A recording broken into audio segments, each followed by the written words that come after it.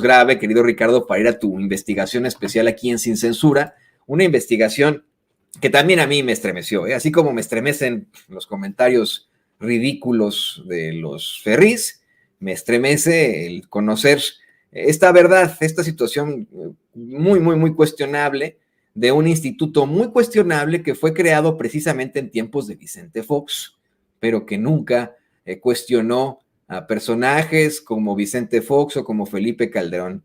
Me parece que hoy tú exhibes a ese INAI y su transparencia controlada por el PRIAN, ¿no es así?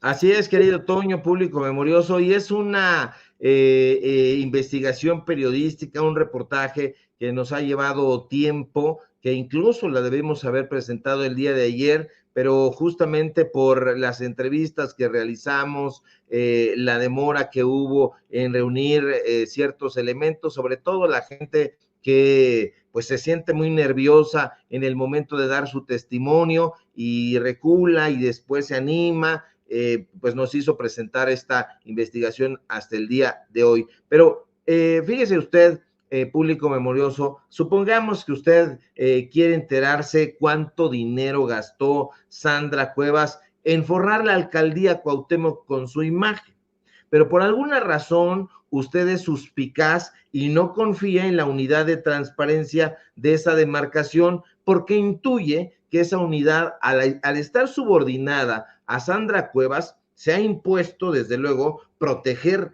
a la alcaldesa perredista. Supongamos que pese a esa suspicacia, usted decide darle el beneficio de la duda y se dispone a revisar cuál es el currículum de la titular de la unidad de transparencia de esa alcaldía, María Laura Martínez Reyes, pues para ver cuál es su trayectoria y saber si es una persona confiable.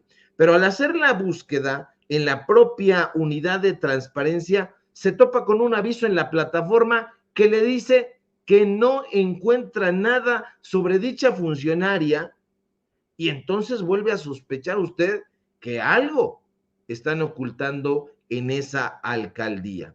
Pero supongamos que usted es una persona tenaz y se empeña en saber cuánto dinero gastó Sandra Cuevas en forrar la alcaldía Cuauhtémoc con su imagen y por tal motivo decide ir más allá de la unidad de transparencia de la alcaldía Cuauhtémoc y consultar la plataforma nacional de transparencia. Y ahí vienen las complicaciones, porque al hacer la búsqueda en esta otra plataforma se topa con que la Dirección General de Tecnologías de la Información de esa dependencia le dice que se encuentra realizando actividades de mantenimiento y actualización y, como es de esperarse, la información sobre cuánto gastó Sandra Cuevas en forrar la alcaldía Cuauhtémoc con su imagen no se encuentra. En este momento, así como lo está usted viendo en la pantalla, si entra a la Plataforma Nacional de Transparencia, le va a salir este recadito. Este que está viendo, que dice la Dirección General de Tecnologías de la Información, se encuentra realizando actividades de mantenimiento y actualización de la Plataforma Nacional de Transparencia. Agradecemos su comprensión y ahí firman estos personajes, el director general de tecnologías y la directora de sistemas. Así se la sacan.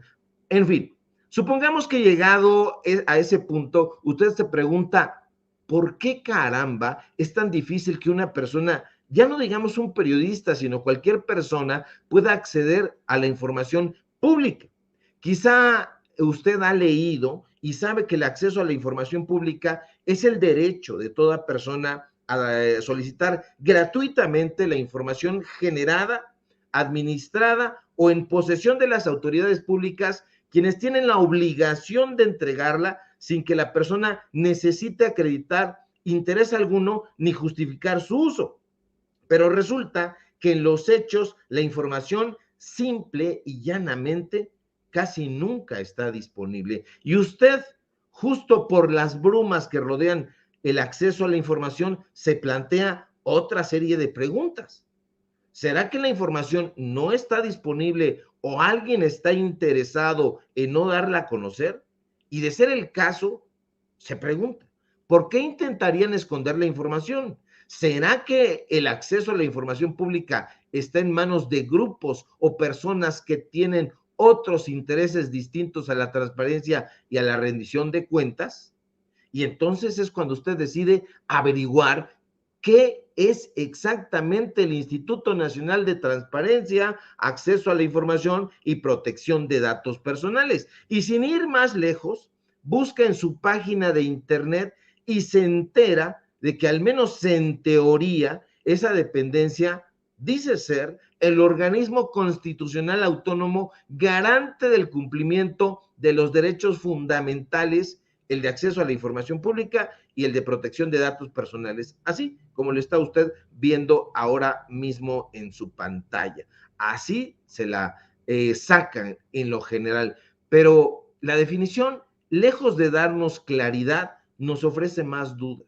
Y usted, que es suspicaz, se pregunta, ¿por qué si el INAI dice ser el garante de cualquier persona, de que cualquier persona pueda acceder a la información pública y enterarse, por ejemplo, cuánto dinero gastó Sandra Cuevas en forrar la alcaldía Cuauhtémoc con su imagen? Sencillamente no hay forma de llegar a esa información. ¿Por qué? Por una suerte de enigma, el sistema siempre se cae. ¿Por qué? Por alguna suerte de mala fortuna, o digamos como Pedro Ferriz, por algún asunto brujeril, siempre que intentamos acceder a cierto tipo de información, por ejemplo, ¿quién conforma el cuerpo directivo del INAI? El servidor siempre nos marca error. Eso puede parecer algo que simple y sencillamente pues pudiera parecer algo misterioso. Pero la respuesta a varias de estas interrogantes, Toño, público memorioso, nos la ofreció precisamente un grupo de trabajadores que están actualmente en el INAI. No vamos a decir dónde ni en qué área, porque ese fue el requisito de que accedieran a conversar con nosotros en esta serie de entrevistas exclusiva para Sin Censura. Nos confesaron que están hartos de callar, porque ese supuesto órgano constitucional autónomo que desde que fue ya constituido, que aunque es cierto esto que mencionas, fue fundado como IFAI en épocas de Fox, fue constituido ya como INAI en mayo de 2014 durante el sexenio de Enrique Peña Nieto, ha estado manejado por la derecha y específicamente por dos partidos políticos y el PRI y el PAN.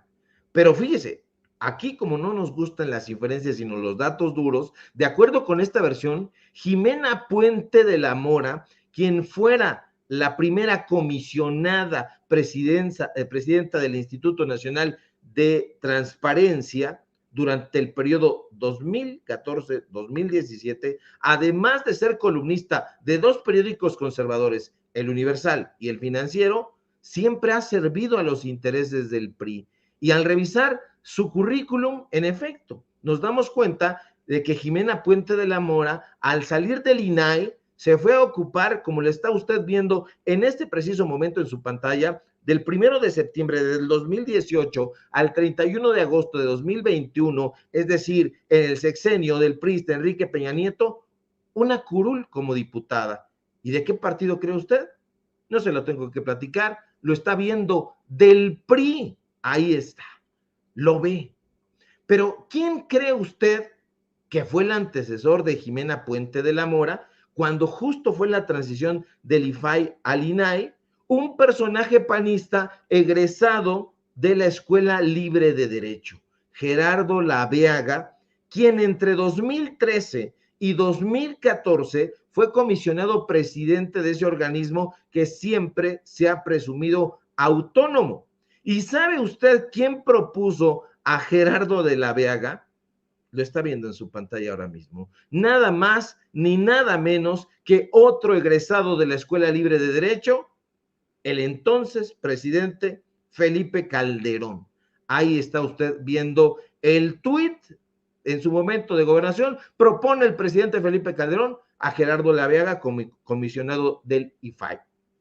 Ahora, cabe recordar que Gerardo Felipe Laveaga Rendón siempre fue un acérrimo defensor del calderonismo y de hecho durante su gestión como comisionado del entonces IFAI, votó contra transparentar la masacre de San Fernando y las condonaciones fiscales del Servicio de Administración Tributaria. Laveaga, a quien está usted viendo en su pantalla, y hay a un lado Calderón, desde luego, también defendió a Calderón ante acusaciones de delitos de lesa humanidad en la Corte Internacional de Justicia de La Haya. Pero ahí viene una cosa súper delirante, perdóneme el exabrupto, muy cabrona. Toño, ¿sabes qué? ¿Sabes qué le pareció una buena idea a alguien? Nombrar a Gerardo Laveaga como titular de la Unidad de Transparencia y Enlace con el Sistema Nacional Anticorrupción de la Secretaría de la Función Pública. ¿Pero qué crees, Toño?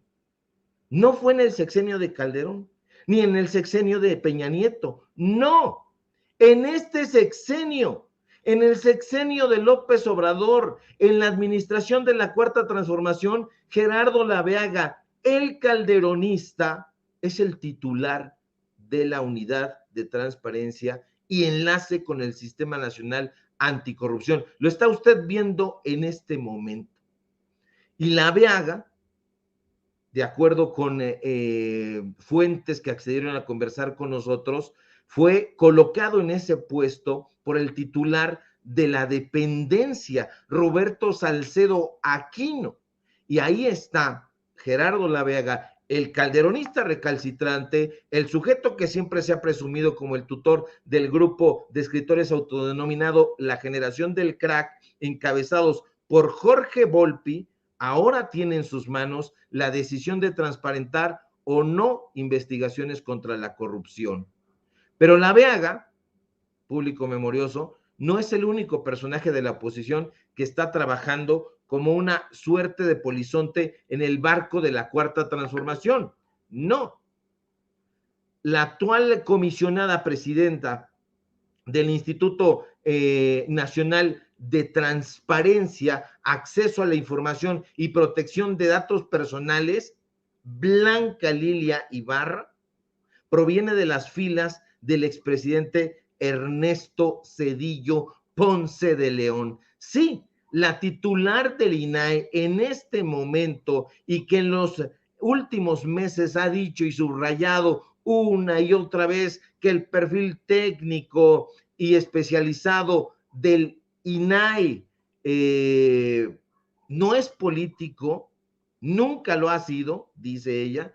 Pues resulta que fue directora de medios estatales en la presidencia de la República de 1997 a 2000, sí, justo en el sexenio del priista Ernesto Zedillo. La flamante titular del INAI en este momento, que hoy tiene a la Plataforma Nacional de Transparencia sin funcionar, también fue presidenta de la Comisión de Transparencia del Ayuntamiento de Puebla, gobernado por ¿quién cree usted? Por priistas. Agréguele a eso que en diferentes momentos este organismo ha sido presidido por María Marván Laborde, por Alonso Lujambio, por Jacqueline Pechar, y quizá entienda por qué hasta hoy la Ley Federal de Transparencia y Acceso a la Información Pública solo se ha quedado en letra muerta. Y esos son, querido Toño, público memorioso, los datos duros. Pero no se preocupe, porque yo el día de mañana me comprometo a informarle a usted, independientemente de de que el portal secuestrado por el PRIAN nos pueda o no dar acceso. Yo le voy a presentar a usted cuánto fue lo que se gastó Sandra Cuevas en inundar la alcaldía Cuauhtémoc con dinero, por supuesto, público. Querido Toño, pues ahí está. Quizá con eso entendamos por qué no hay transparencia y por qué el presidente López Obrador ha estado diciendo que todavía hay recovecos ahí, y yo quisiera saber a quién demonios se le ocurrió colocar en esta administración a Gerardo Laveaga, amigo de Felipe Calderón. Y querido Ricardo, a mí no me queda más que hacer el mismo cuestionamiento que hacía precisamente Enrique Peña Nieto. Y yo por eso les pregunto, y aquí les pregunto a los fachos, ¿quieren más razones para eliminar a este tipo de organismos? Los conservadores necesitan más razones para que no existan estos organismos plagados de sujetos que no llegan a sus puestos de manera imparcial. Se necesitan más argumentos para esto. Mira, creo que la única respuesta que tendremos, querido Ricardo Sevilla, llegará en 2024. Estamos ya a momentos difíciles para reformas constitucionales. No van a llegar. Es una oposición que ha votado en contra de todo lo que huela al presidente López Obrador y vamos a ver difícil, sino hasta 2024. En 2024 vendrán muchísimos senadores, diputados o tal vez personajes que hayan pertenecido a estos organismos como el INAI a pedirle su voto a usted que nos ve y que nos escucha. Pero en ese momento usted puede sacar esta investigación especial en Sin Censura de Ricardo Sevilla y decirles, me estás pidiendo mi voto de determinado partido, tú no fuiste imparcial y yo no voy a votar por ti ahora en 2024. Querido Ricardo Sevilla, como siempre ha sido un placer platicar contigo, reflexionar estos temas y por supuesto quedamos muy pendientes de la información que tú vas a presentar sobre Sandra Cuevas, a ver si no te regaña como regañó a unos niños patinadores en el kiosco borisco de la Santa María la Ribera, a donde por cierto yo iba mucho. Es un lugar hermoso y a mí no me molesta que patinen los niños ahí, pues pero bueno, querido Ricardo, ¿por qué no nos compartes tus redes sociales para que la gente se ponga en contacto contigo, para que te vea y te escuche? Yo no me dejo regañar, querido Toño, y cualquier cosa, pues ahí tú me haces el paro con Sandra Cuevas y la misma gente que nos está acompañando en este trabajo periodístico, en este medio de comunicación libre como el viento. Tenemos el soporte de ellos y siempre va a estar ahí para auxiliarnos y por supuesto nunca buscaríamos el enfrentamiento porque no somos esa clase de personajes, pero sí, mañana lo vamos a dar a conocer. Usted no se preocupe que el INAI esté secuestrado por el PRIAN, eso que no le preocupe. Nosotros tenemos maneras de investigar y de dar con esa información. Síganme por favor en mis redes sociales, Público Memorioso, en Twitter, @Sevilla Crítico, en Facebook, Ricardo Sevilla, así nada más. Síganme por favor en el portal Paralelo 24, ahí es donde vamos a publicar este reportaje que ahorita les platicamos. Síganme por favor en los datos duros, Ricardo Sevilla, los datos duros. Hoy tenemos informativo en punto de las 8:30 y síganme en la columna del diario Basta, ya la compartí en mis redes sociales. Hoy reflexionamos precisamente sobre el humanismo y por supuesto síganme en este medio de comunicación libre como el viento, en Sin Censura, donde estoy participando al filo de las 11 de la mañana. Te mando un fuerte abrazo, querido Toño, siempre es un placer compartir contigo y pues ya nos estaremos poniendo de acuerdo otra vez para que vayas y platiques con nosotros a los datos duros. Cuenta conmigo, querido Ricardo. Me muero de ganas por asistir a tus espacios, como siempre, los datos duros y detallar un poco más sobre este tipo de situaciones. A ver si la próxima vez hablamos de Carl Sagan, ¿no? ¿Qué te parece? Me parece fantástico, me vas a poner a leerlo a profundidad, porque yo solamente he leído muy poco a Carl Sagan, Los demonios del Edén y algún otro que ya no me acuerdo, pero pues voy a meterme para poder estar charlando dignamente contigo, que eres un conocedor de Sagan. No, bueno, no soy conocedor de Sagan, no, muy por encimita, como esa revista medio chafona llamada Muy Interesante. Pero bueno, ahí te dejo, amigo. Muchas gracias, como siempre, por unirte aquí a esta transmisión. Y miren, ya se conectaron también a esta transmisión otros dos amigos, otros dos grandes colaboradores de este espacio, para pues hablar de ese tema que está verdaderamente pues causando mucha controversia, mucha preocupación, mucho disgusto.